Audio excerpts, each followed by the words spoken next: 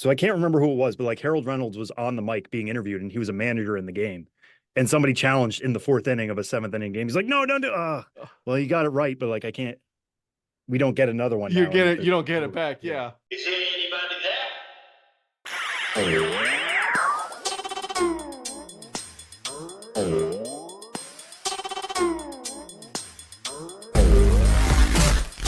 What's up, Dad Hat Crew, and welcome to another episode of the Dad Hat Chronicles. My name is Ed, also known as the Dad Hat, and this week I was joined by Sam Dykstra.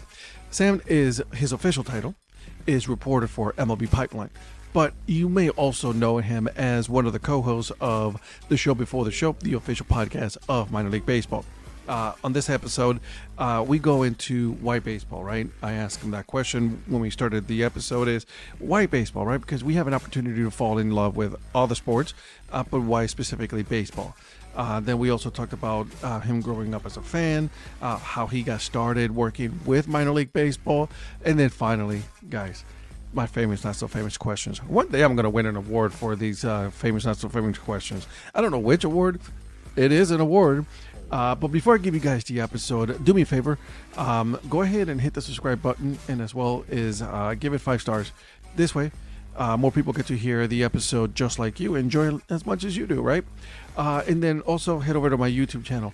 I am putting some content there for all of my dad hats that I have, right?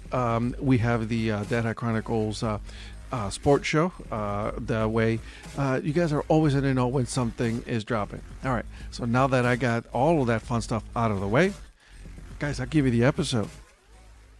All right. Well, hey, thank you guys for joining me for yet another episode of the Dad Hat Chronicles. My name is Ed, and with me, guys, I have what is to be someone who I follow, who has a wonderful podcast. It's you guys may not know it, may or know it. I don't know. You guys decide for yourself. But I have Sam Dykstra here today. He is also one of the co-hosts of a wonderful podcast called The Show Before the Show. How are you doing today, my friend? Doing well. Thanks so much for having me, Ed. I appreciate it. Thank you so much. So, and want to make sure that this is as easygoing as possible. So I just want to get to know, why baseball, right? Like, everybody's like, there's football, there's basketball, there's hockey. Heck, I won't begrudge you, ice skating. Why baseball though? Yeah, I think for me, it was the time I grew up. I grew up in the 90s in Massachusetts. So I had 2 incidents and that were happening kind of concurrently that really pushed me towards baseball. One was Mark McGwire, Sammy Sosa year. Michael Jordan was happening off to one side, and I loved basketball and I loved everything about basketball. But the fact that here were these guys chasing the actual home run record that being told growing up was never going to be broken was really special. And that season really hooked me in. And the other was Pedro Martinez. Seeing Pedro Martinez pitch every 5th day for the Red Sox, which, was my home state team, was really special. And I grew up thinking, I knew Mark McGwire and Sammy Sosa what they were doing was historical. I thought Pedro was just the best pitcher in the game, and there was always going to be somebody like him. And then the older I got, the more I researched, like, no, there really has not been a guy like this, maybe since Bob Gibson, or you can go even further back if you want. So, Pedro was like my Spanish name in class when we had to choose one. I had to write an essay once of like, what celebrity would you want to be for a day? And I'm like, Pedro Martinez, because I want to throw a curveball and a changeup like that. And, watching the 99 All-Star game in Fenway, seeing him strike out guys in those first 2 innings, there were so many legends of the game at the time. There still are now, but it was building its own mythology around me. And that really got me hooked. Interesting, your own mythology. I like that because like you, raised throughout the 90s, I still remember to this day that McGwire, Sammy Sosa, like that battle, that hooked all of America, right? Like, I mean, everybody knew about it. Like, if you even were just a casual fan, you knew Sammy Sosa, you knew Mark McGwire, you knew what they were doing. And then you were on one side or the other of the fence out, who was going to break it, who was going to be the winner and all that. So I completely understand. As a Cleveland fan, I also understand Pedro Martinez. He did hurt us a lot. during those years. But he's like, he's that one character. Like now that he's retired, like you still want to talk to him, you still want to see him, because he's like its own, gravitational pull on him, right? When you watch him analyze baseball, which is amazing. Yeah, I mean, nobody understands pitching like he does. And the crazy thing about it is if you watch some of his breakdowns of like, hey, this is how he should be throwing a changeup. Pedro has such big hands for his size. The way his hands like wrap around a baseball is what caused that lack of movement on the changeup or the movement on the curveball. And it's just not reproducible. Like he can talk about the game with everybody, but Mhm. he was one of one. You just don't get guys that short being that dominant. And that's what makes it all the more special in retrospect and what made it special at the time. Let me ask you this: so have you gotten the chance to meet him in person? I have not myself. I think we crossed paths briefly at a draft. I used to go to cover the draft when it was held at Secaucus. He obviously works for MLB Network, so he was like in the room, but I was doing a job. I wasn't Yeah, about to run across the room and be like, give "Excuse him a me, hug. Pedro. I have so many stories I want to tell you." So I didn't then, but I would love to at some point just to pick his brain about what that time was like for him, because it was one thing watching as a kid. What was it like actually going through that? So, I'm hopeful someday. One day you'll get to do that. I'm sure you will. I'm sure you will. So, let's go into what you do now, right? Because you currently are, you work for technically is Major League Baseball right now because Major League Baseball is parent company of, Minor League Baseball, correct? Yeah, so actually, I work for MLB.com, which is under the Major League Yep. Baseball. Yeah, so Yep. I there was a time where I wrote for the MILB.com site. That changed about 3 years ago now, where I write almost exclusively for MLB.com. Gotcha. So let me ask you, as far as because I see, I did like I said before we started, we did a little bit of research on you. You've done your fair share of reporting and even you did some contributing editor for Golf Digest Ireland and all that stuff. So like, why writing, right? I mean, everybody has their own way of trying to get into the sport. For you is writing. So why? Like, are you looking to do like you like storytelling? You like putting that into words? What gravitated you towards that? I mean, it kind of evolves in a way for a lot of writers, I think, have this path of at some point you realize you're not going to be a player. And for me, that was when I was getting hit 3 times a game. Yeah, I Yeah. mean, we all have that moment, right? And that was pretty early on for me. I could not stand in against the fastball. And that was just, I liked watching, I liked breaking down the game. I used to both entertain and probably annoy my parents because I would just be like commentating on the game and would take so much joy of saying something and then hear Don Orsillo or Sean McDonough or Jerry Remy say the thing I had just said on the TV. So I'm like, all right, I'm on the right path here. I'm seeing some things that seem to be cool. And I realized the irony of saying this with a mic in front of me and on a podcast, but I'm like, I don't know how good of a talker I am. I can write about the game. I can break it down. I love watching it and figuring that out afterwards and talking to people about it. But making that my full-time job of announcing a game, I don't know if I want to do that. So the next thing was writing. Mhm. And writing is something I do enjoy. I was actually a better math guy in high school, but finding those stories is my favorite part of this job.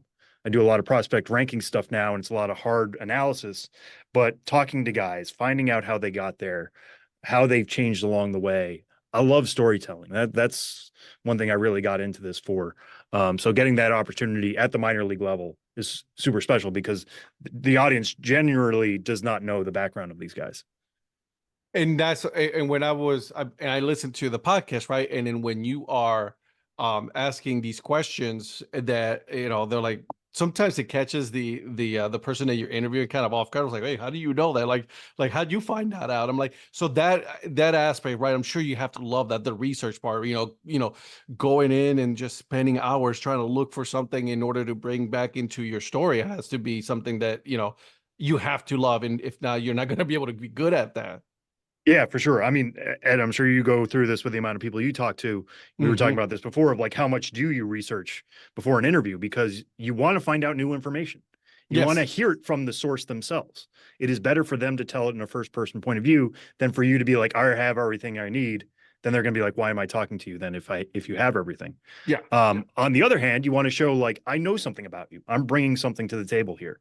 So it's that balance in interviews, especially in a podcast format where it's all about audio. It's all there. You're not picking and choosing quotes. Every answer is the product itself. Hmm. It can be a balance at times. I like doing research. I like trying to show like, hey, I know a little bit something, but take me further. Yeah. Go even further than what I found. Give me some more. Um, Give me some meat into that bone. yeah, because anybody could find this if Yeah. they had the time and set aside the time. They could find your chase rate, they could find your walk rate, they could find your fastball velocity. But give me that extra thing. What that justifies our conversation. Yeah. And let me ask you, and answer however you want to see this. Like, but when you are interviewed, because I hear your interviews when you have with your players and all that, and there's some good interviews, right? Like, some good interviews, like very interactive, and like you have people that are like, all right, you ask that questions, and then you have a full conversation on just one question, right? But there's sometimes where you have a situation where it's a little bit harder, right? A little bit tougher for you to pull information from the person that you're interviewing. Like, how do you adapt to that? Like, because everybody has their own way of doing it. What is your way of just pulling that information? Yeah, I think, I come into interviews with a few questions handy. Like this is stuff I absolutely want to get to, or this is how I want to establish the conversation. Mhm. But I think the best interviews are hearing something unexpected and taking that turn, going with it. Because if you're just like, all right, I have 12 questions, I want to get to them. You Boom, said boom, boom, something boom, boom. Yeah. interesting, but I have to get to seven before we can come back. Then the audience is going to lose you too, because they're Yeah. not looking at the questions. Yeah. They're hearing the conversation. They want to know more about that. So I'm the audience stand-in in Mhm. many ways. That's how I view myself of like, hey, if you're shouting into your podcast device at home, hey, what about that thing? I want to be the guy to ask it for you. So you get that answer and you learn something along the way. You're like, can you go back to that one question? Because that was Yeah, really right. interesting. You Right. know, Because maybe the listener themselves, if they don't like the next question, they're going to fast forward. And I don't want them to do that. No, you're absolutely right. Like, I mean, that's the same thing with me. It's like, I don't want anybody to, while I'm for example, talking to you, I don't want anybody to be like, all right, let's move it along. Or Yeah. well, I wish you would have asked this question kind of situation. So I get it. 100%. I get it. Let me ask you, as a fan of the game, like, do you find yourself rooting for one team or the other now? I mean, I'm sure it's a little bit more difficult, but like, do you still have that one team that you will always root for, like the Red Sox? Yeah, I mean, that kind of goes away in Yeah. this job. It just for objectability reasons. Hmm. You're trying to stay objective. I'm not going to be like, oh, I need to cover the Red Sox this week because that I want to get closer to a Red Sox prospect. I don't want Yeah. anybody to ever think that. Now, that being said, all my family, a lot of my friends are from New England still. Mhm. I get more questions about the Red Sox than I do any other team just from the people I'm close to. So I am following them still. There's still that part of me that's still a 12-year-old or a 14-year-old who watched the 2004 World Series and got excited. My home, my childhood bedroom still has the green monster painted on the wall. That's Like, awesome. yeah, I'm not going to say like I root for a team because I don't do that. I'm more interested in storylines. I want baseball to be the most exciting, interesting sport it can be. So that's what I'm rooting for, actively rooting for. Mhm. But I'm going to keep an eye on the Sox in the standings. That's just the way it works. Because there's still going to be a part of me that wants the people in my life to be happy. Yeah, like you want your friends to be happy just because if they're not happy, that's just a Yeah, whole then I'm the yeah. one who has to deal with the questions, and Like, I don't work in the front office, so I don't know what Craig Breslow's thinking when he makes X signing, but it's like I'm telling, it's still like, going to get guys, you questions guys about it. know I am so far removed from like the Red Sox organization. So it's like I can't do anything about that. Right, right. I get it. I get it. So why minor league baseball? Like, why that? Because and I want to ask you a two-part question because I love minor league baseball. I think it's, as far as baseball is concerned, this is how you really get to know America, right? By really going into these small towns or like Northwest Arkansas, right? The Naturals, or you go all the way up to Seattle or anything like that, right? Like, so minor league baseball is great. Why that? And then, in your opinion, how has the sport evolved, into what it is today? And do you see it evolving more or not? Yeah. So I'll take the first part first, obviously. In terms of like why minor league baseball for me, there's two parts to that. One is I was applying for sports jobs everywhere, like when I got out of college. Yeah. That's really the brunt of it. Is I was looking to latch on wherever I could. I applied to like cover high school sports in South Dakota, wherever would take me coming out of college because that's just the way it works. And minor league baseball was the first one to reach out. That being said, they reached out because I had been covering baseball. I interned at weei.com, was covering the Red Sox in college for multiple summers. So I had a bit of a baseball background already, but like what first got me interested in minor league baseball, and this is still a torch I carry to this day, was growing up in Western Massachusetts. We didn't have a minor league team that close. The Red Sox were technically the closest, but the Pawtucket Red Sox, then Pawtucket, now Worcester, Hmm. were about an hour and a half, 2 hours away, and the games were cheap. They were accessible. I had a birthday party there. We brought a bunch of my friends. It did not break the bank for my family. I used to, if anybody's ever been to McCoy, there is a high school football field right next door, and there is a press box there. And I used to have these dreams as we were walking back to our car. What if I just like camped out there for a summer? Like I just broke into the press box and slept there and watched the games from the press box there. It was just like that kid-like dream that I had, but it was like this is baseball at its purest form was games at McCoy Stadium. And being able to carry that now and tell those stories for people who are going to games, like you said, in Northwest Arkansas, in Tacoma, in El Paso, in Portland, Maine, all four corners of this country is really incredible. And Canada, we got to include the Vancouver Canadians. Absolutely. So Absolutely. like I think about that little kid who is doing that now in Pensacola or Chattanooga, all over the place. Like there are Mhm. all sorts of little kids like me who want to know more about the minors. So I love being part of that process. In terms of how the game has changed since I first started covering it, there is a wider interest in minor league baseball than there ever has been. That more and more people want to know about the next generation of stars. And that's because they're more accessible than ever. Social media has Mhm. affected that.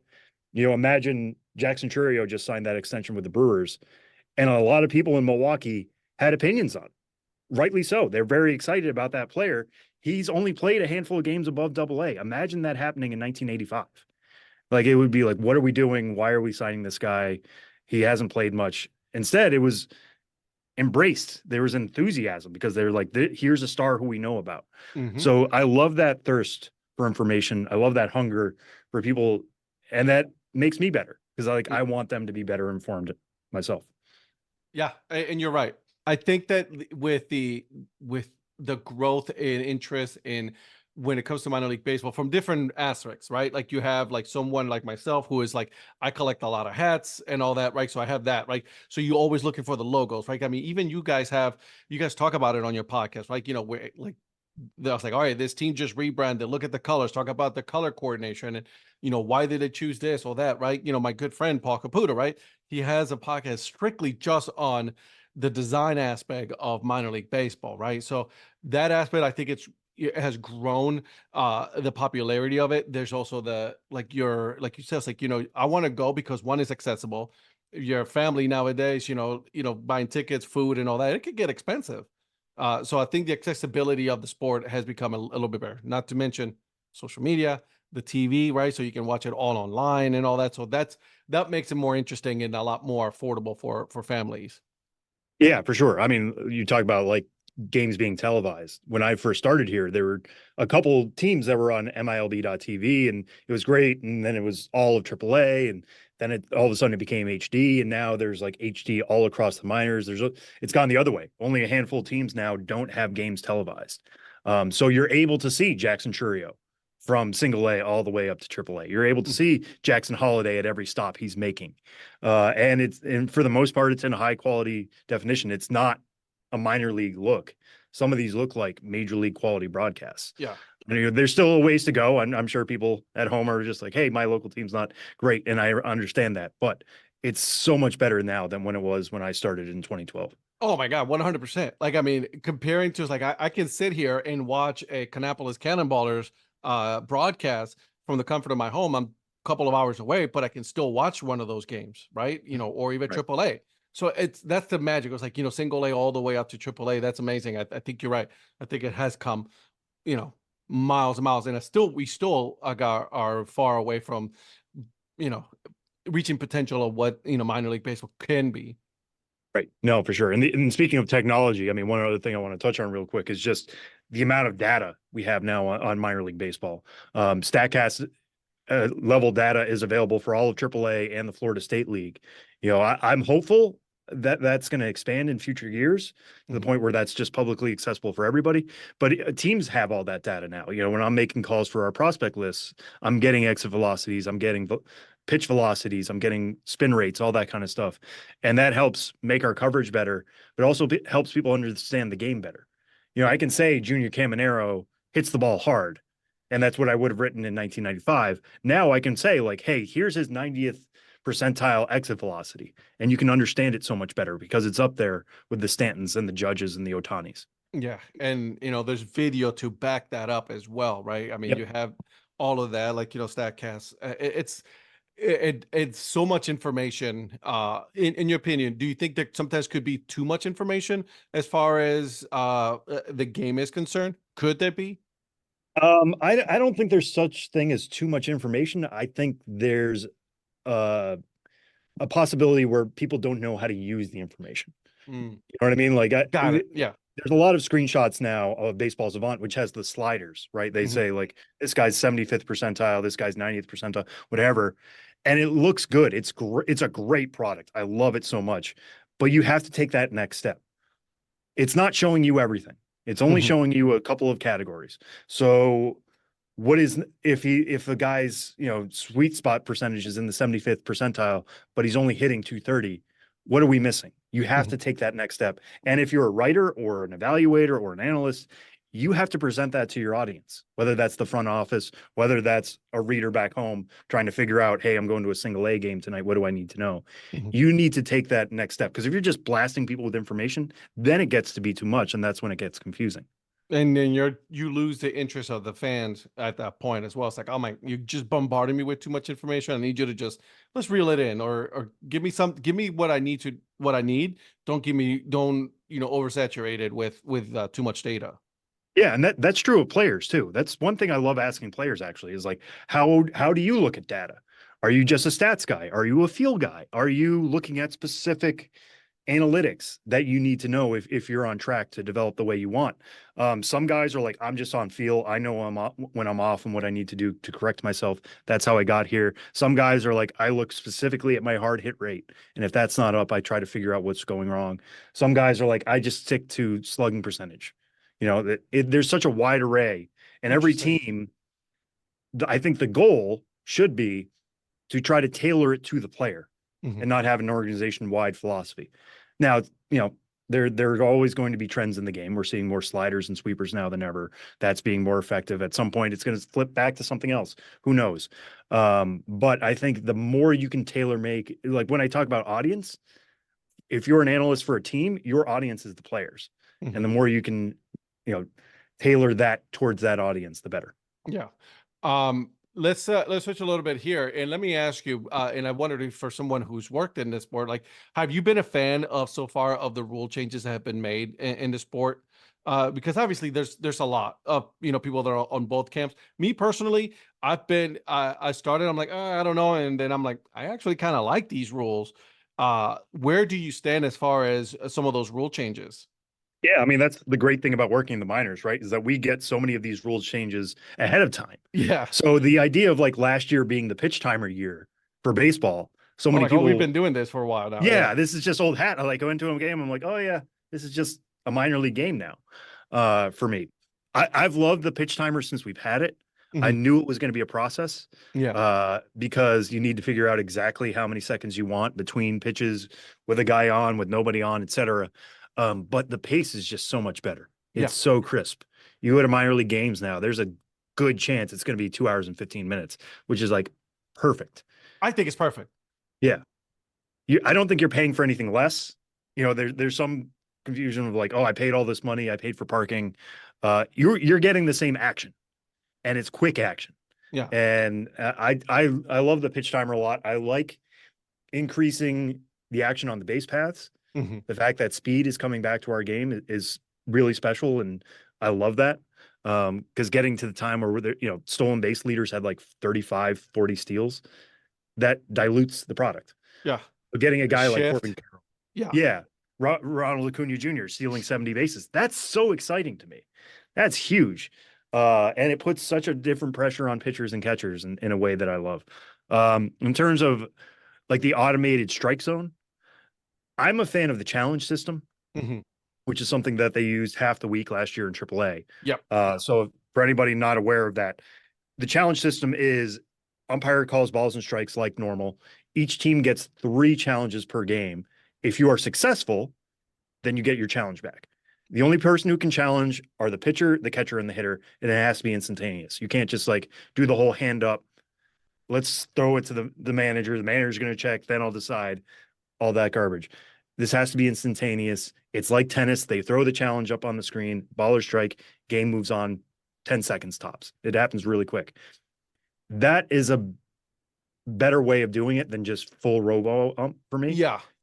because I like the human aspect. So do I. 100%. Yeah. Not only the human aspect of the umpire making the call, but the human aspect of deciding whether to challenge or not.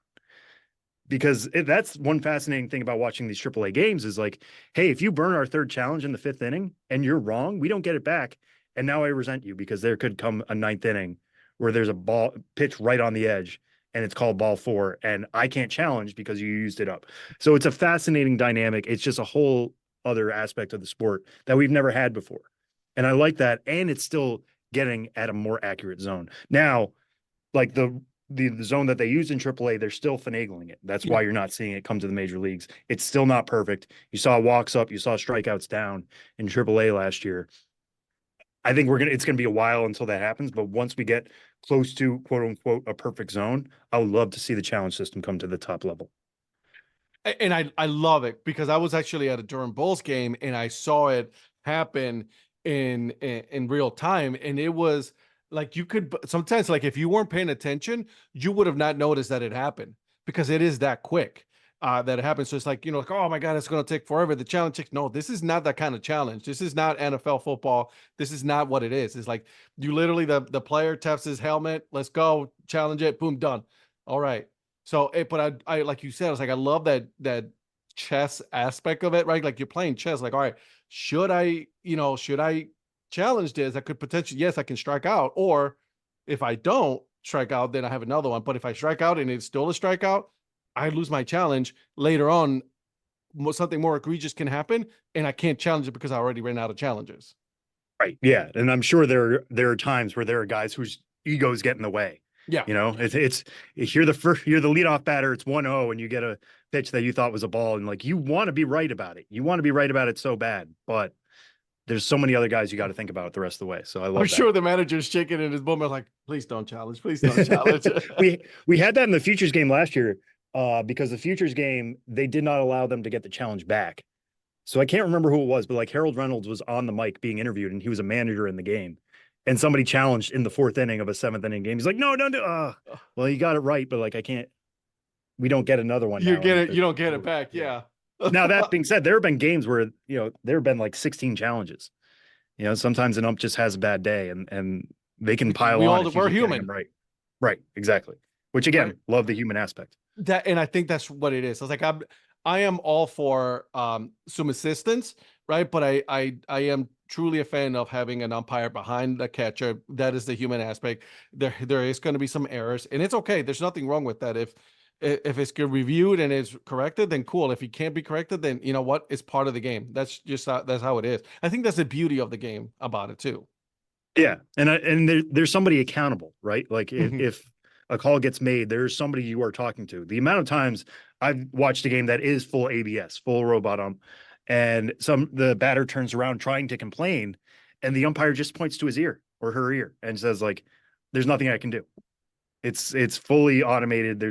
You want to complain to the league office afterwards, you can, but like, there's nothing I can do in this moment. File a complaint. I'm right. calling what I'm getting. Yeah, right. And that's not as fun to me. Love it. Let me ask you, for you as a fan, not someone who worked for MLB.com or anything like that, which of the levels is your favorite level to watch as a spectator? Like, is it single A, double A, triple A? Like, which is one of those levels that you like to enjoy to watch? Ooh, that's a good one. I'm gonna say double A. Mm-hmm. because double A is that perfect mix where you talk to guys a lot. You find out like double A is where it feels real. Hmm. Guys get called up from double A. I won't say all the time, but it is a real possibility Yeah. that you could completely skip over triple A and get called up to double A. So you have those young up and comers.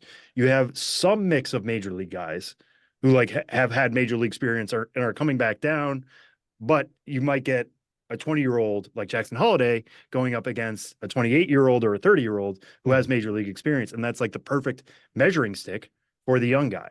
And we've long said the jump from high A to double A for that reason is the highest in the minors. So it's just that perfect mix of, hey, this is where the major leagues are a real possibility. You don't make it to double A by accident, but there's real quality baseball happening here. Hmm. There are prospects, there are major league guys. It's a fascinating thing. I like AAA a lot because it's everybody there is trying to prove their major league readiness. But you get some funky environments in the PCL. You watch a game in Albuquerque or El Paso and it's Yeah. 13-11. That's a possibility. Double A is just the right mix for me, I think. I like it. Yes. I've never really thought about it. Like, I wish there was more double A here in North Carolina, but you're right. But there's that good mix of players, right? Single A, you know what you got in single A right there. That's it. They're coming in, they're prospect, your goal is to get better and move up to double A. That's just the biggest jump there is. But like double A, I can get with that. I can get down with that. Yeah, for sure. And yeah, I mean single A, high A, those are guys just they're there for reps. That's what they Hmm. are there for, is to learn the game. And that is great. And I'm glad it exists. And I'm not advocating for it to ever go away. But like if you're watching it, it can be a tough watch sometimes because they're very raw at that Hmm. level. Yeah. And that can be tough to swallow sometimes. If you ever get a chance to watch a complex league game, which is even below single A, it's going to look like high school baseball because some of those guys are 17, 18 years old. They are learning the game. Now, that's the perfect opportunity to say, I saw a guy when. You can say you Yeah. saw Jackson Holiday at single A, but they're not close to finished products. Double A, they're at least that much closer to being finished products, and they are trying to push for the majors. Mhm. And I don't know if you cover this or not, but like, what about the MLB draft league, right? Because that's something that's also, taken into a little bit of more popularity, right? Little collegiate wood bat and all that. Like, what's your take on that? Because there's been you get some good players there during that time period. They're like ready to get drafted by major league teams. Yeah, I mean the MLB Draft League is something I got to do their prospect game this year, and that's not quite All-Star game, but it was like guys they wanted to get another Hmm. look from all the different teams in the draft league. I got to call that game this year, and that's almost it's just an extension of the minor leagues to me Yeah. because similarly in the minor leagues you're trying to prove to your parent club you're worthy of a shot. The draft league you're trying to prove to all 30 clubs you're worthy of a shot, and it happens before the draft. Now that the draft has been pushed back to July at the All-Star game. It Hmm. used to be in June. So this affords these guys an extra opportunity. A lot of them are coming from colleges. Maybe they didn't get a ton of playing time in the spring. Maybe they weren't in the right situations. Hey, prove yourself, like you said, with a wood bat. And you're playing in former minor league stadiums. These are not Yeah. They got like Mahoney Valley rinky dinky Scrappers. Like, stadiums. that's, These are, yeah. yeah, you're playing in places like Trenton State College and places that were minor league towns. Yep. So it's a great opportunity. I grew up going to the Cape Cod Hmm. Baseball League every summer. My family would vacation. We would camp out in Brewster. We would go to the All-Star game for that. That was like top talent. The draft league is more guys trying to prove that they can be top talent. And you see that hunger in those guys when you talk to them. There's something about, I don't know what it is that I love about collegiate wood bat. That's just the popularity of it. Obviously, in the last couple of years, has grown exponentially. And there's just something about it that just it's so much popular, so much fun to watch. You're gonna get those like, oh yeah, they have a comfortable 10-0 lead. 2 innings later, they're losing by 5. So it's like it's just something exciting and fun, and like you're gonna get those errors. You're gonna get those players that are just they're there for a reason. That's why you're in those collegiate teams. Yeah, and this is just another layer of what I was talking about before. If Hmm. there's any takeaway people should have from this conversation is that I think the minor leagues as a whole and the lower levels of baseball as a whole are just opportunities for fans to say, I knew him when. Hmm. Like we're going to get to a point where somebody big is going to come out of the draft leagues. Right now it's more org depth guys, and it's in its infancy. But like as that becomes more and more popular and it becomes more of a destination, you go to see somebody there and you're gonna be like, wait a second, he's now batting cleanup for the Yankees 5 years from now. And he got his start in Trenton in that MLB draft league. And it's just another opportunity for folks to say, like, I saw this guy before he was huge. You're right. Let's talk a little bit before I go into my famous, not so famous questions and all that good stuff. The real serious questions, obviously, that's going to earn me a Pulitzer and all that fun. But so let me ask you, as far as like why you had to enjoy the podcast, like doing the podcast, right? Because there's you're doing it, you've been doing it for this long, and obviously it's like, to me, when I'm listening to the podcast and I'm at the gym listening to it, is like, all I hear is like just a bunch of friends just having a conversation about baseball. Am I right when I say that? Like, when you're having that conversation in the podcast? Yeah, I mean, 100%. Ben Hill and Tyler Mon, who are my co-hosts, and Josh Jackson and Kelsey Hennigan has come on before. We started as coworkers, but Hmm. those folks are my friends. Hmm. It doesn't just end at work. And I think any goal of a podcast, which we talked about before, Yep. is to sound like a conversation, is to sound like you are being included in a conversation. We're riffing off each other. We have 430 plus episodes of experience at this point. We're doing callbacks on things. We know the rhythm of how the other one talks. We know the jokes the other guy is going to make. And sometimes we still surprise ourselves, but we want that feeling of like sitting down at a game and just chatting about what you've heard that week. That's what we're doing. Yep. There's nothing wrong with that. Absolutely. I love doing this. And that's why I love that, because I get to meet people from all over the US, in various parts of the country. And it's so much fun getting to know what they do, what they don't do, their favorite teams, things like that. It's just their quirkiness. I think this is what makes podcasting so much more fun than anything else. Yeah, I mean, it's one of my favorite mediums going. It's funny thinking the other day about this of like, I don't listen to the radio much anymore, Hmm. but I have a radio in my pocket. The whole like morning drive talk show that we all grew up with and still exists and still serves a purpose. And I'm glad it's still out there.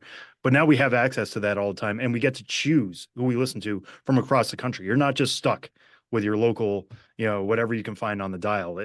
You can find your audience or find your favorite folks to listen to. And I'm really proud of what we've built and the people who have reached out, like yourself, who say they Yeah. listen all the time. I'm honestly touched by that. I love that people stay with us because we're a year-round podcast talking about minor league baseball, which is insane. Like here we are in December, still having things to talk about. We do this week in and week out, and I'm really proud of that.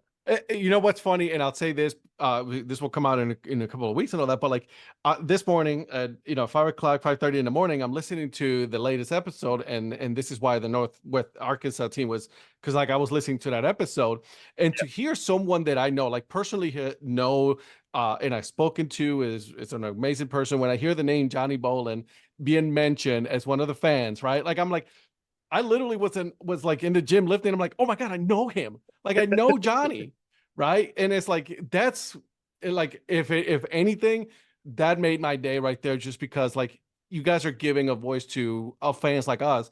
Just like, yeah, I know that person. Like I literally heard his name on the podcast. Yeah, I mean, one of my favorite things that's happened in recent years, especially coming out of the pandemic, but going to ballparks now and realizing I know somebody there everywhere. Yes, Like yes. it's just like, oh, hey, it's great to see you. That happened so many times this season, wherever I was, Biloxi, Amarillo. You make these connections in this game. And like it can be for a variety of reasons. It can be talking about logos. It can be talking about D-backs prospects. It can be whatever you want. Yeah. There's so many touch points that allow people to be connected in this game. And to see that community up close and to be an active part of it is one of the most special parts of this job. It's almost, and I'm telling you, it's great. It's absolutely wonderful. So, you guys keep doing the great work, because we absolutely love it. All right, my friend, are you ready? This is the hard part now here.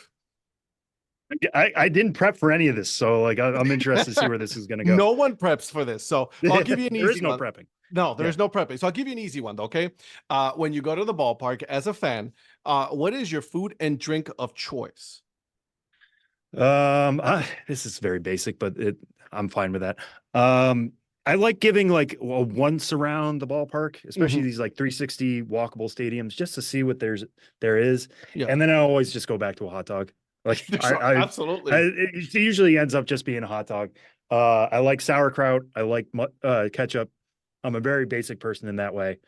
And then for drink, it's either a lemonade or a Coke. It depends on how much caffeine I need for the It all game. depends But on yeah, the day, right? yeah, Love it. I love it. All right. Favorite movie quote. movie quote. Oh boy. Um,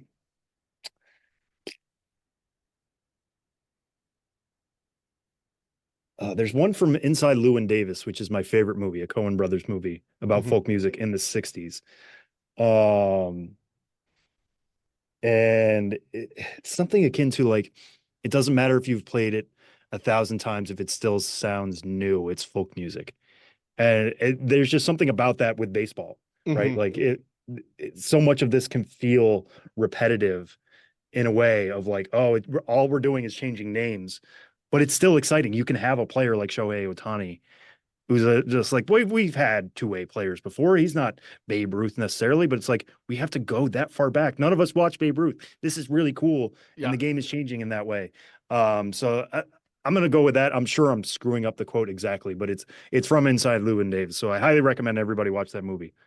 We'll do. All right. You ready? I'm ready. Name one of the seven dwarfs. Sleepy.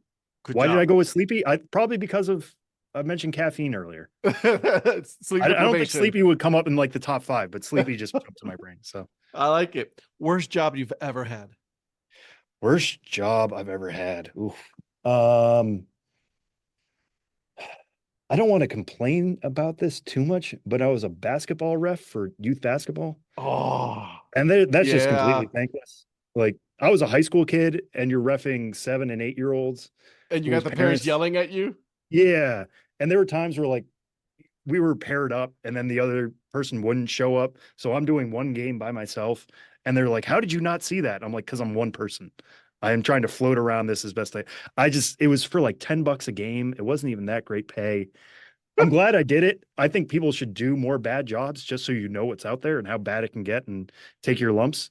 Yeah. But you know, when people like criticize a prospect list or some opinion I have on the game, I'm like, I can shrug it off because I've dealt with parents of 7 year olds. I've heard a lot worse. I worked at fast food I did it for about less than a year, and I said I'll never do it again. I get it. I absolutely get it. Right. All right. So, is it wrong for a vegetarian to eat an animal cracker? Without knowing all the ingredients in animal cracker, like if there's something in there that I don't know that's meat based, I'm gonna say no. It's fine. Good job. You're Good not job. hurting like the tiger or the elephant or anything. They're Yeah, still living it's a out there cracker. happily. There you Yeah. go. Last movie you watched. Last movie I watched. Last night I saw the new movie on Netflix with Julia Roberts. That now the name's escaping me. It's Uh, essentially like, yeah, I heard about this movie. yeah, it's what is it called? Leave the World Behind. Yeah. Director is Sam Esmail. It's on Netflix, so anybody can watch it. Just watched it last night. It's very interesting, very well acted. Mahershala Ali's in it as well, Ethan Hawke. Everybody in it is great. There's not a lot that happens, despite it being kind of apocalyptic, Hmm. which I found fascinating. It has an interesting ending. I know a lot of people don't like the ending. I don't want to spoil it, but it's just like, especially coming off the pandemic, what do you do when something big happens and you're just kind of stranded on your own? Yeah. And it feels they're stranded on Long Island, so they're not in New York City. So they know stuff is happening in New York City, but they can't do anything about it. How do we react in those moments? What do we reach for? I think Didn't the it was a fascinating Obamas character study.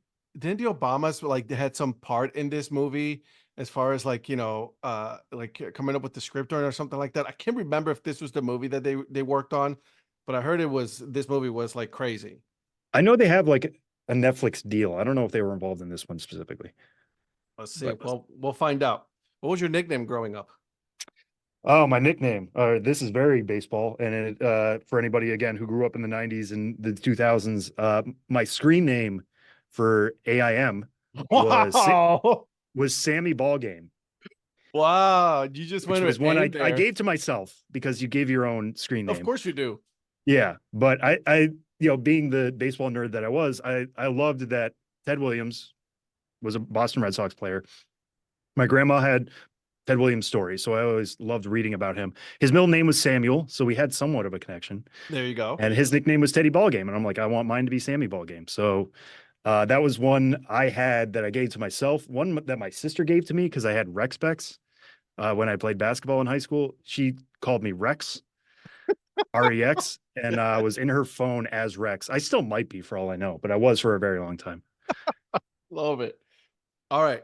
A couple more, and then I'll let you go. I promise. All right. Favorite Halloween costume? Favorite Halloween costume. I had a couple good ones. One that I liked a lot, and this was kind of me being a hipster kid, was remember the show Ed, Ed and Eddie?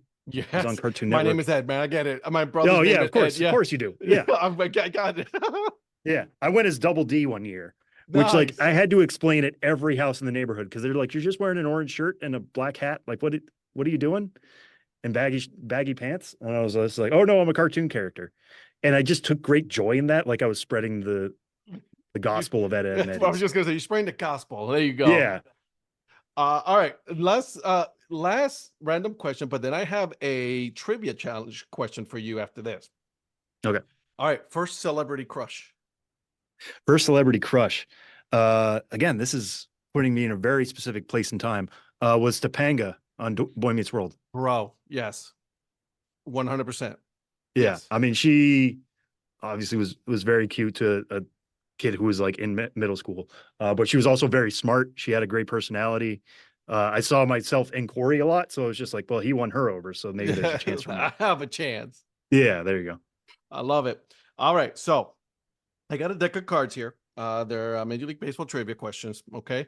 Last week, the last interview that I had, the question that I had was, what Brewers star recorded his 1,000th career RBI in April of 2018. Okay, that was last week. The answer was Ryan Braun. So, but for you, my friend, here, are you ready? I'm ready. What Orioles great hit is the only fair ball to ever leave Baltimore's Memorial Stadium? What Oriole great hit is the only fair ball ever to leave Baltimore's Memorial Stadium? So who was the hitter to hit a fair ball out of the... I wish I knew my Baltimore Orioles history better than I do. I'm just gonna guess it was Brooks Robinson, like hitting a home run in the World Series, something like that. Frank Robinson. Frank Robinson. Oh man, You were close. I was close. Yeah. I should have just said Robinson. It was Robinson hitting a home run. Oh. Yeah, there it is. Just say Robinson. I was like, yeah, that one. Yeah, there you go. So, but yeah. Thank you so much for doing this. I had a lot of fun. Thank you again. You guys keep up the great work. Where can people find you on the socials, my friend? Yeah, so I am at Sam Dykstra MILB on Twitter. I'm also that same screen name over on Blue Sky. I'm still trying to figure out what that is and how to use it best, but you know, that's just another avenue to find me. We do come out with the show before the show every week, except for holiday weeks. So listen in all the time. We're talking about minor league news, what happened in the last week. We're previewing the season here coming up. And then all my work can be found on MLB.com, specifically at MLB.com/pipeline or at MILB.com, the official website of minor league baseball. Perfect. Thank you so much. And then we'll see each other again sometime, during the season. Yeah, anytime, Red. This was so much fun. Thank you. I hope you guys enjoy that episode with Sam. Now, make sure you guys are following Sam. You guys subscribe to the show before the show. It's a really good podcast that really goes into the world of minor league baseball, right? Some of the players, they talk to players, coaches, all of that fun stuff. You guys got to check it out, okay? Before I go, a little bit of business here, guys. Make sure you guys are subscribed to the podcast as well as my YouTube channel. I am putting a lot of content there as far as minor league baseball, and then obviously the Dad Hat Chronicles Sports Show with some of the content creators that you guys already know. Patrick Larson, Eric Prophet, Mike Sellers, as well as Donnie Wise. You guys gotta listen. It's a lot of fun. We go into all sorts of sports, not just baseball, but football, basketball, all the fun stuff. No tennis. Sorry, Mike. All right, guys. So now that we got that part out of the way, let's go ahead and give you the dad joke of the episode. And here it is. What did one eye say to the other eye? Between you and me, something smells. All right. I see myself out, guys. And until then, please keep grinding and always support the minor leagues. See ya.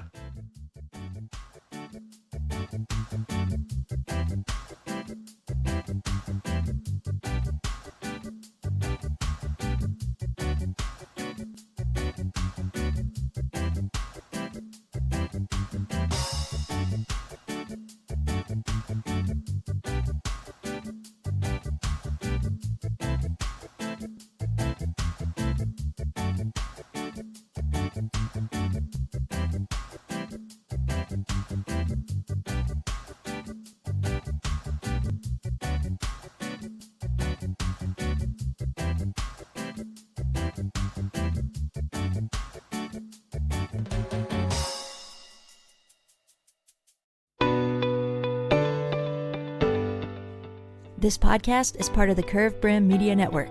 Here are some of the other members of Curved Brim Media. I'm Paul Caputo, and on the Baseball by Design podcast, I talk to minor league baseball teams, designers, and other super interesting people about what these minor league baseball logos mean, and I talk a little bit about ice cream helmets.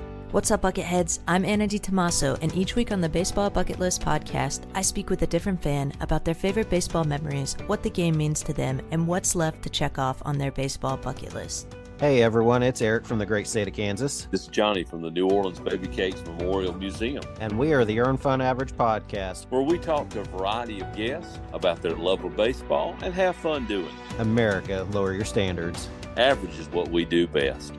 This is Patrick And Corey. of BaseballMapper.com, and we have made an interactive map to help highlight all baseball teams from the majors down to collegiate summer leagues.